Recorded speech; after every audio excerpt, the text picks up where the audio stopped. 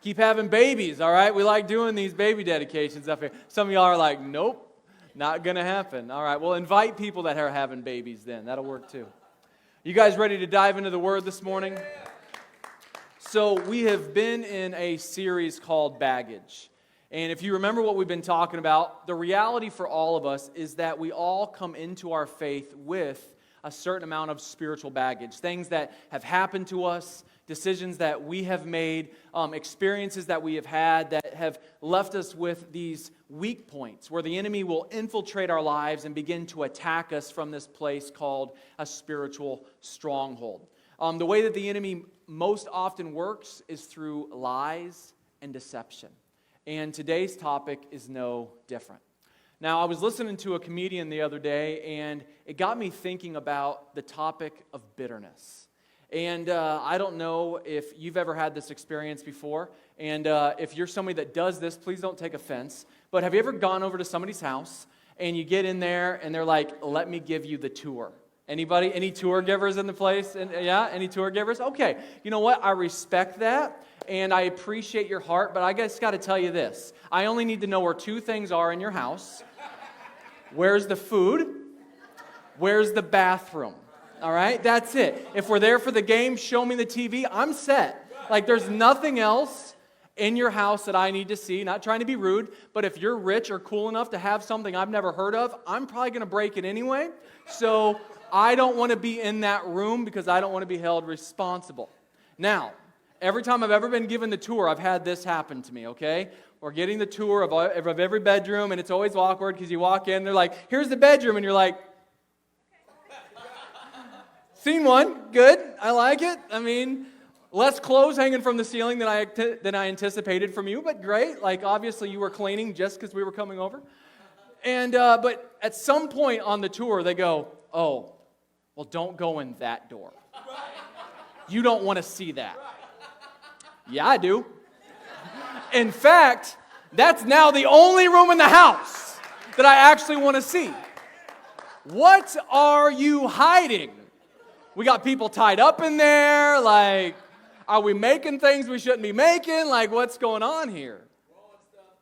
Yeah, well, you know, we treat Jesus the same way. We roll out the red carpet. We say, come on in. You can have all of me. Let me show you around all of these places in my heart, Jesus, that I've been cleaning up. But you don't want to go in here. You don't want to go in this area. Because I don't want you to see that. I don't want you to touch that. And you know what? If it's bitterness, a lot of times it's, I want to keep what's in there. And you're not going to want me to. So don't go in that door. You can have everything else, but I don't want you to have that one. In Hebrews chapter 12, verse 15, it says, see to it that no one fails to obtain the grace of God.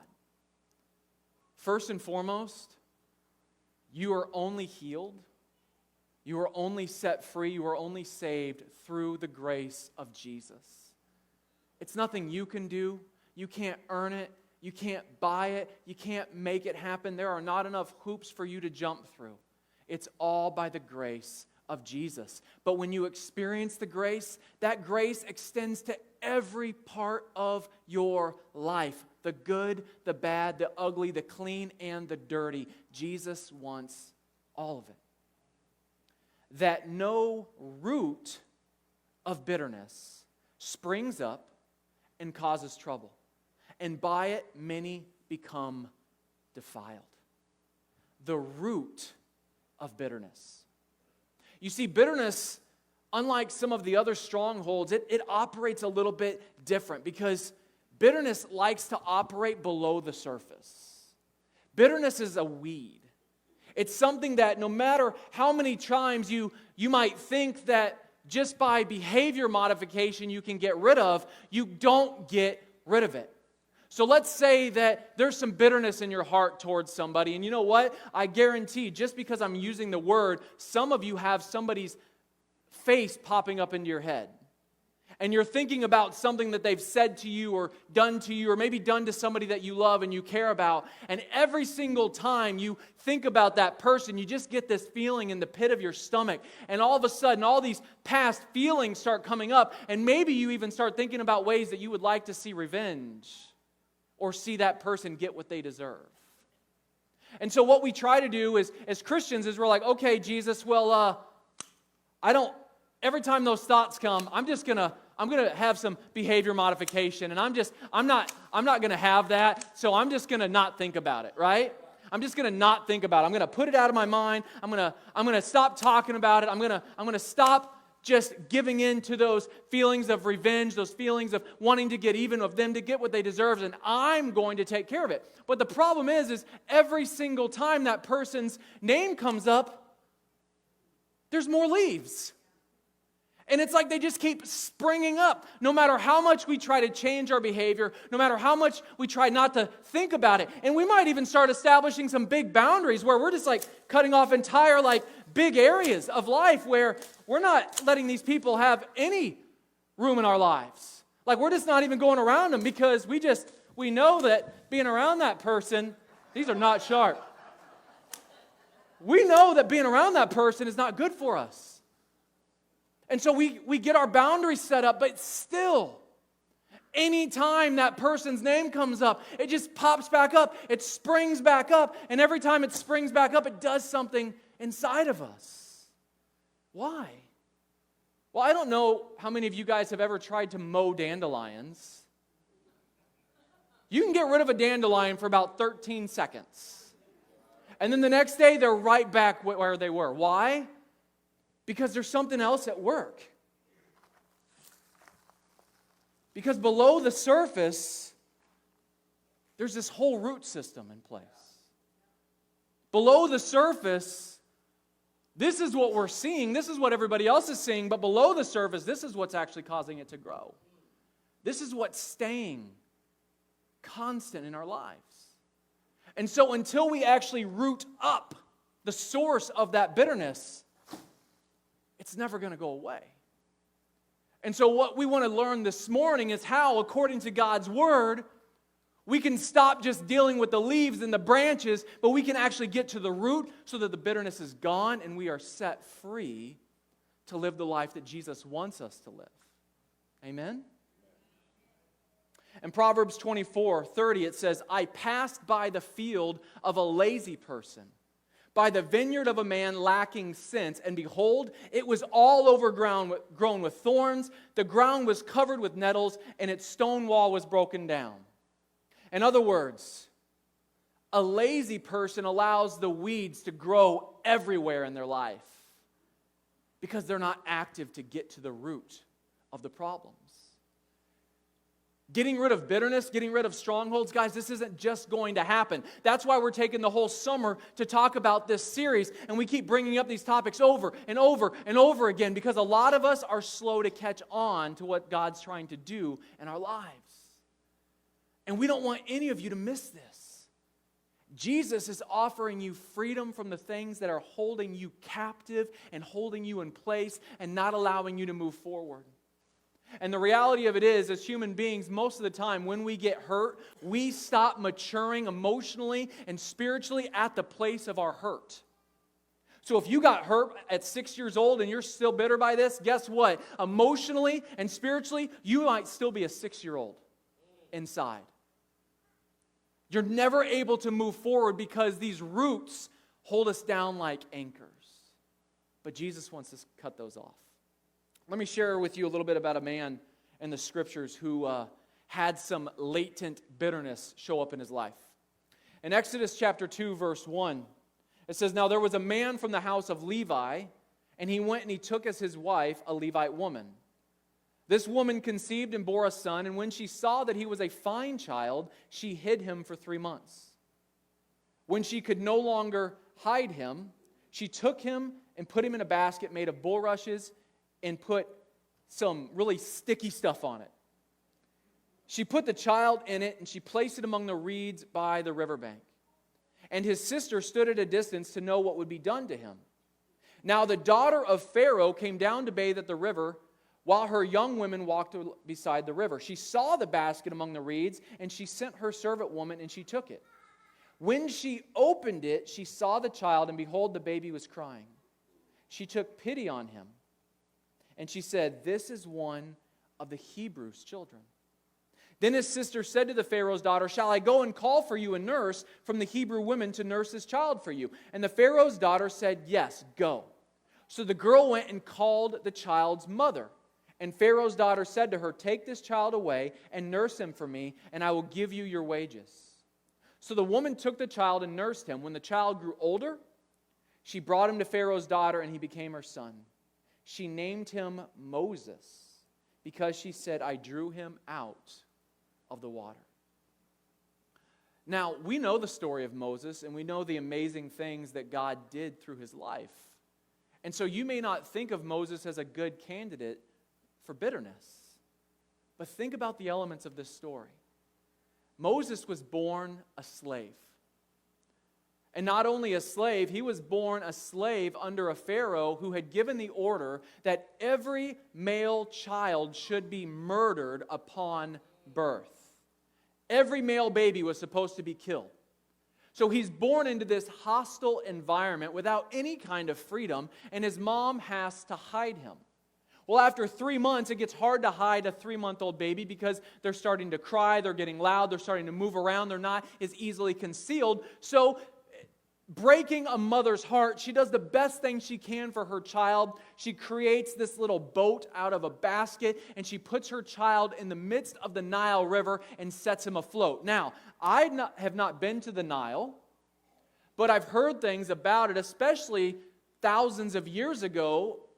This was a lush area, almost like a rainforest, and there was all kinds of animal life.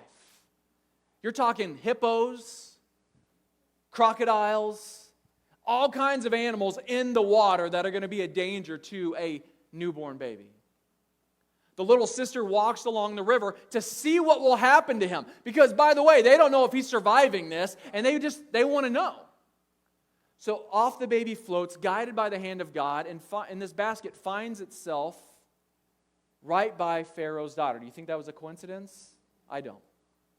Pharaoh's daughter sees the basket. Her servants go take out the basket. And as they're opening the basket, they hear the crying of this 3-month-old baby. And immediately there's recognition. This is one of those Hebrew babies. This is a slave baby. This is an inferior human to us Egyptians. But her heart is moved with compassion. And so immediately this little girl, this big sister says, "Hey, do you want me to go and find a nurse to take care of this baby until he's old enough to survive on his own?" Because 3,500 years ago, there was all kinds of diseases. Babies didn't make it out of young childhood very long. And so breastfeeding a baby was very, very important. So she immediately says, "Yes, go."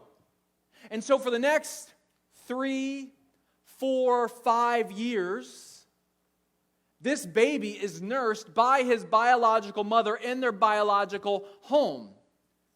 And he's learning what it means to be a Hebrew, but that's about to be changed because the moment he's old enough to live without his biological mother, he's going to now be adopted into the family of Pharaoh.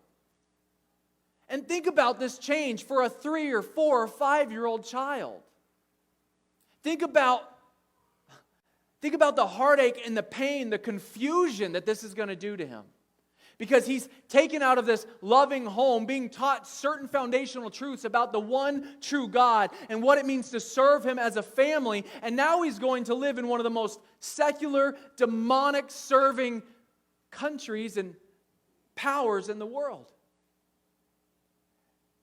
But one of the things that strikes me most about this is this young boy didn't even have a name until he goes and gets adopted. Or if he did have a name, he had his name changed. And now his name that he's going to go by for the rest of his life, Moses, means we drew you out of the water. So every time somebody calls on his name, he has to be reminded that he's been pulled from the family that he was supposed to have, and he's being raised by people that are subjecting his people to slavery. You want to talk about bitterness? You want to talk about anger? You want to talk about confusion? Now, Moses is raised in the best schools, by the best teachers, and the best household imaginable. He's part of Pharaoh's family. But yet, there's anger and hate brewing under the surface.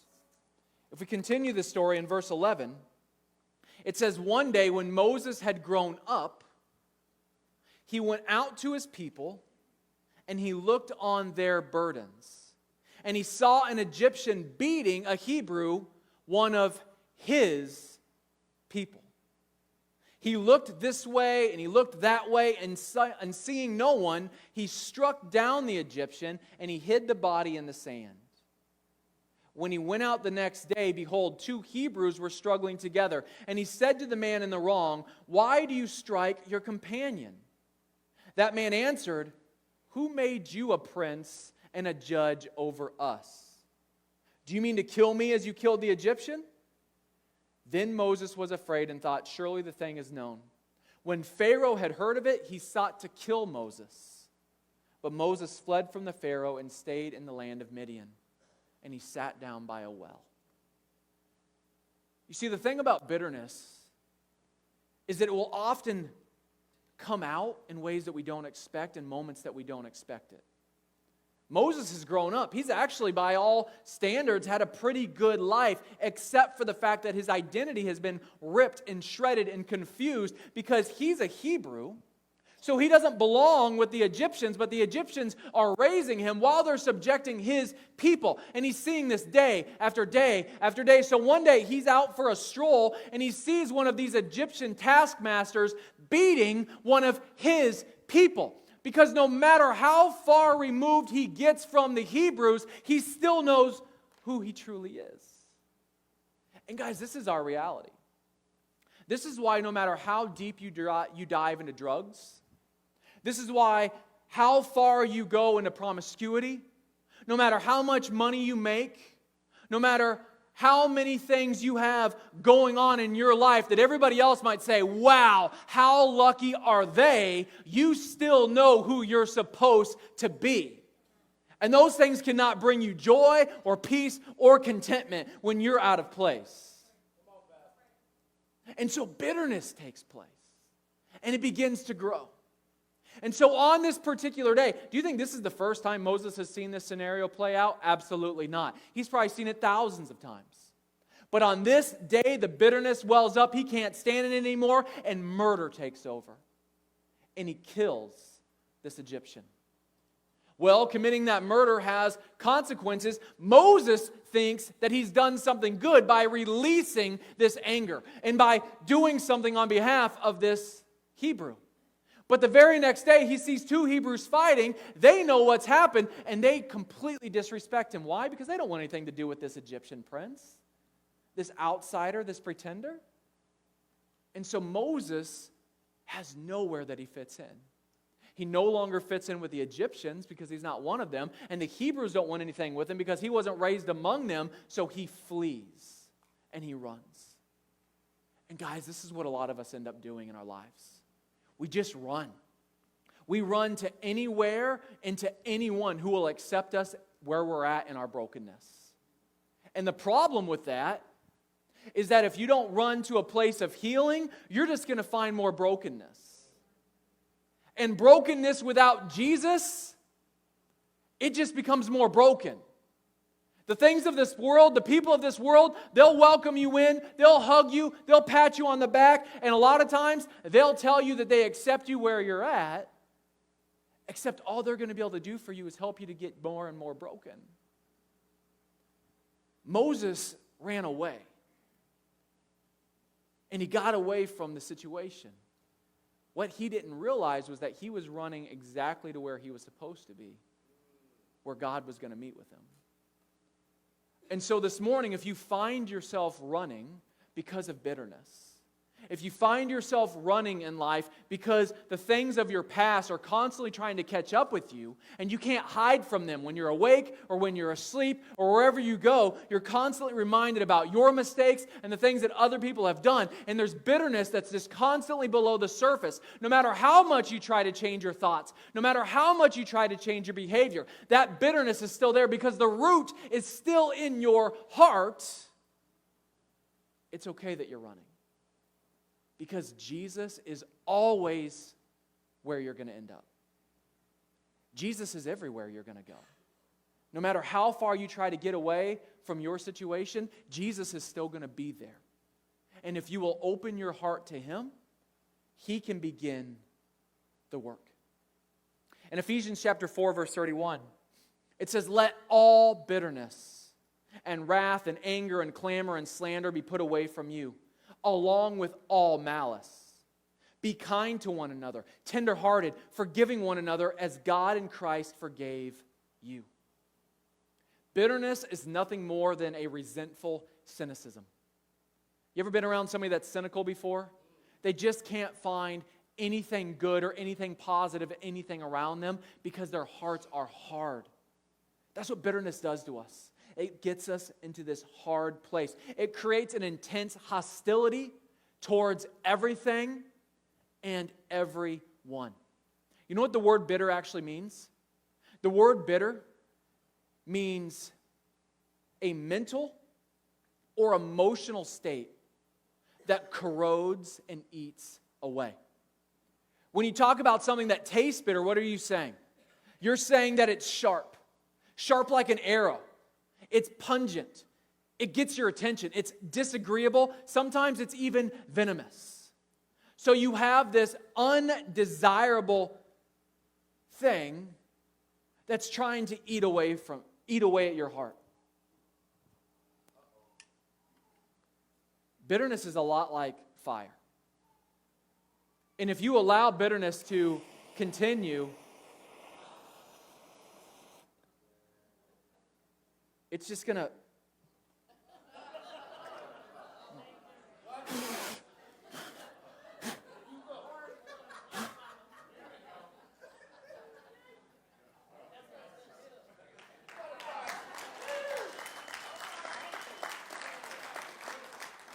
I can't fire me for doing that stuff, so I'm good. Do you see how fast that got out of control? Did you see the hole that it ate through the middle of that? Guys, that's bitterness. The enemy wants nothing more than to just melt you, to destroy your heart.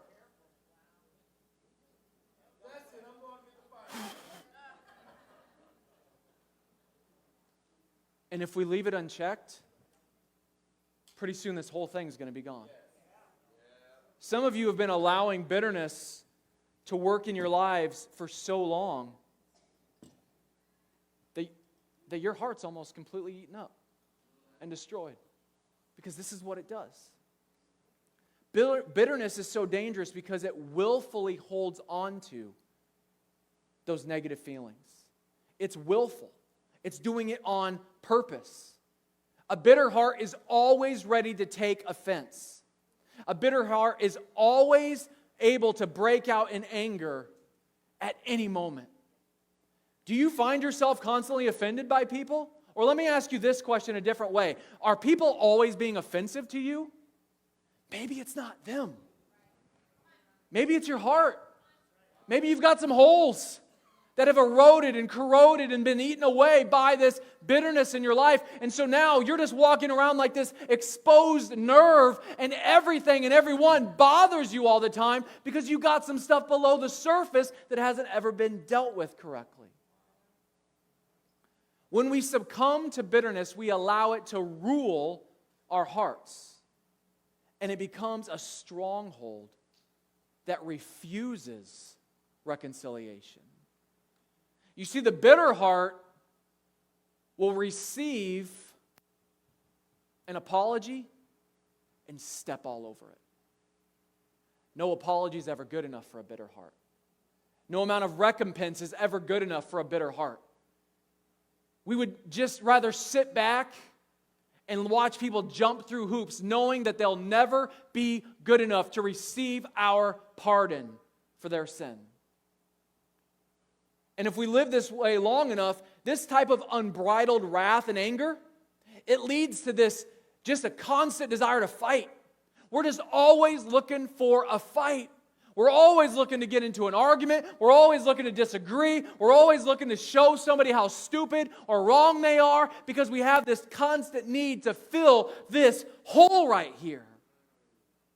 And the hole's only getting bigger. We become this angry person who needs everyone to hear our grievances. And so we just walk around. And if you're not willing to listen to me complain and me to put people down and me to be cynical, then I don't need you around me because I need to constantly be fed. And so I'm going to be around other angry, bitter people because we can just feed each other's fires. But the problem with that is we're only going to allow our hearts to be consumed more and more and more. Something else that begins to happen is we begin to slander other people. Not only are we bitter and angry about ourselves, but now we're going to look for every opportunity to talk trash about the people around us. And guys, I got to be honest, I've found myself in this place. I like just about everybody. But there's a couple of people in my life that when their names get brought up, I just find myself talking negatively about them. And not usually just like outright like horrible things, but I'll make a joke about them or at their expense. Or I'll say a snide little comment about their past behavior being continued in their future. That's bitterness. That's not honoring Jesus, and it's definitely not helping me. All of this then leads to malice. And malice is a spirit. It signifies this evil-mindedness, this feeling of intense hatred. And this kind of attitude, it's devilish, it's demonic in its influence. Malice is deliberate, it's intentional in its attempt to harm other people. Because we can no longer just trust God to do it. We need to take matters into our own hands, and so we find ourselves entertaining thoughts of how to get even, how to get revenge, or what it would look like if God got them the way that we think God should get them.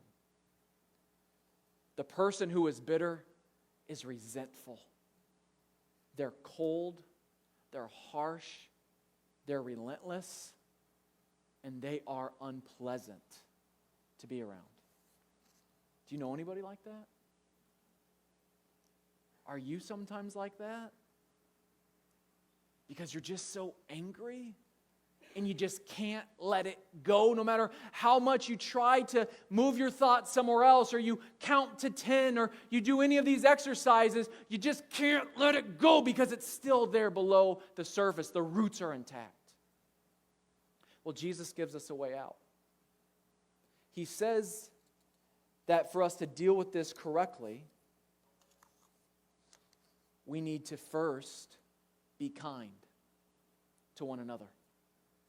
In Luke chapter 6, verse 27, it says, "But I say to you who hear, love your enemies. Do good to those who hate you. Bless those who curse you. Pray for those who abuse you." All right, Pastor Tanner, I don't even know how that is possible. You're telling me I'm supposed to go from a place of bitterness to a place of kindness toward my enemies? And my answer to that is yes. But this is not something any of us can do on our own. We have to rely completely on Jesus. Now, what does this say? It says, be kind, not be nice. We talk about this, right? Stop being nice. Nice is fake. Nice is empty. Nice is just all about you putting on a mask and pretending. Stop being nice. Be kind. Do the things that are needed to be done for the good of somebody else with the heart of blessing the Lord. That's kindness. Kindness allows for boundaries. If you're constantly trying to hurt me, you don't get to be in my life. That's a boundary. But I'm not going to hate you, and I'm not going to intentionally try to destroy you. And I'm not going to come after you and try to make you change. I'm going to be kind to you when I can. I'm going to pray for you. And if opportunity arises, I'm even going to do good to you no matter how much of an enemy you've made yourself of me. And the deeper the root of bitterness goes, the more of the shovel of kindness I'm going to need to get it out.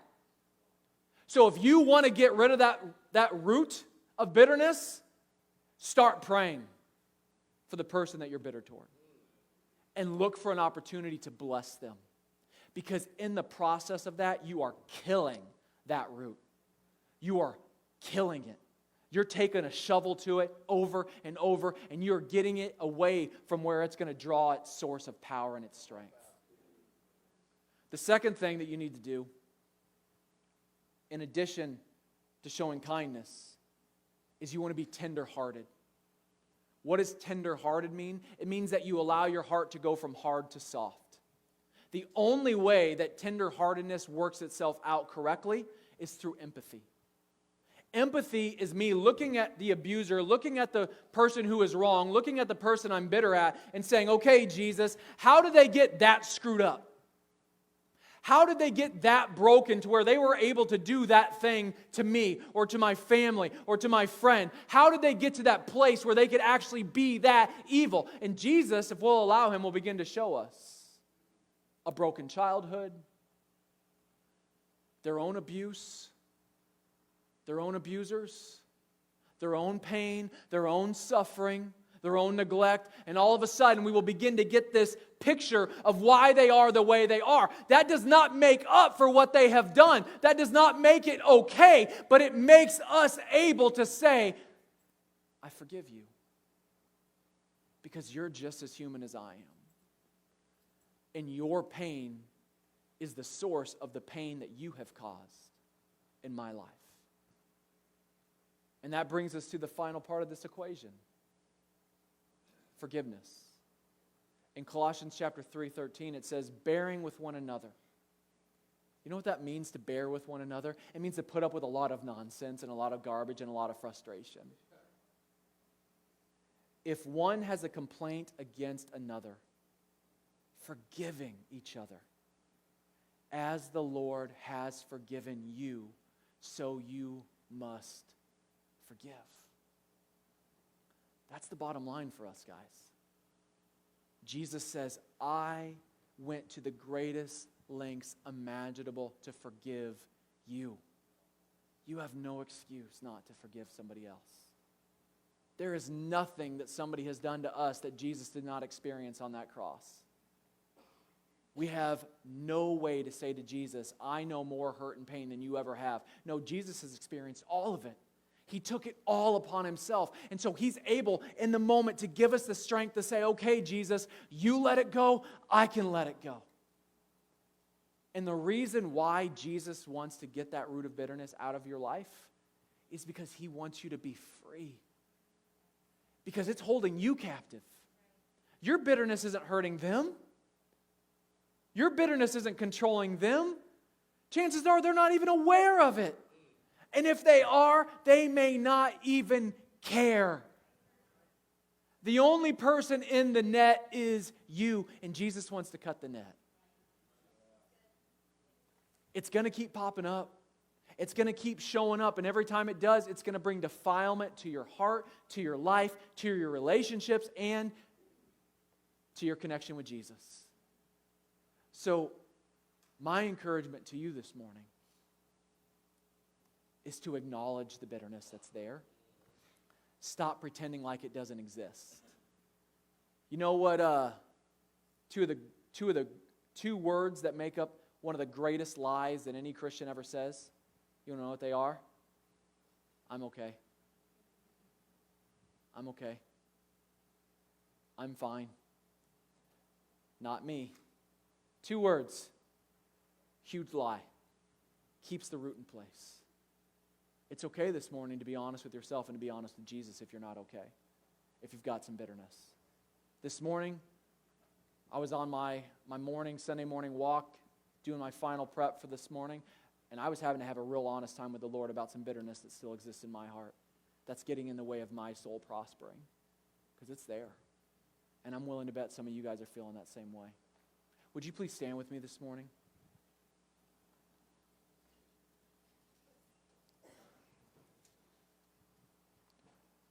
I want to encourage you to just have a total moment of honesty with the Lord. And you can do that where you're sitting. But I'll be honest, I think that there's something special, something that happens to us when we get out of our comfort zones and we move forward into this place we call the altar. Historically, the altar has always been the place where God met with people. And the altar is a special place that we set aside to invite people to come to have that encounter with God. Now, you can have it from your chair. I encourage you to come forward, though, if you want to. If you've got some bitterness that you need to lay at the throne of Jesus, if you've got some bitterness that you need to put into the hands of the Father, I invite you to come this morning. Would you pray with me? Lord Jesus, would you please do a work in our hearts today? Would you please help us to let go of the hurt and the pain, the frustration and the bitterness? Jesus, would you get rid of the root today?